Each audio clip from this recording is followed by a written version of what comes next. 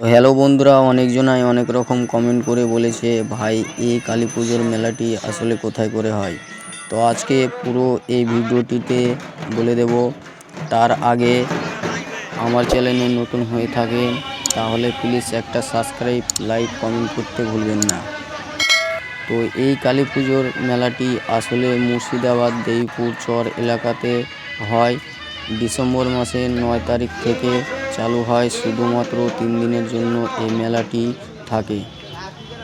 তো আপনারা যদি প্রথমবার আসতে চান তাহলে ঠান্ডার জন্য ড্রেস পোশাক নিয়ে আসবেন, কারণ আমি গিয়েছিলাম প্রচুর পরিমাণে এখানে ঠান্ডা পড়ছিল।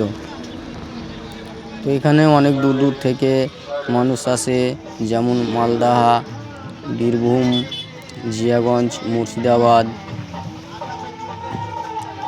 আরও অন্যান্য জায়গা থেকে আসে ইচ্ছে কামনা পূরণ করতে। তো আপনারা চাইলে আসতে পারেন। আর এখানে কেনাকাটার অসুবিধা নেই, কোনো প্রবলেমও নেই। তো আপনারা যদি এসে থাকেন তাহলে অবশ্যই কমেন্ট করে বলবেন। তো যাই হোক, কালী মায়ের যদি আপনি ভক্ত হন তাহলে প্লিজ একটা সাবস্ক্রাইব করে দেবেন।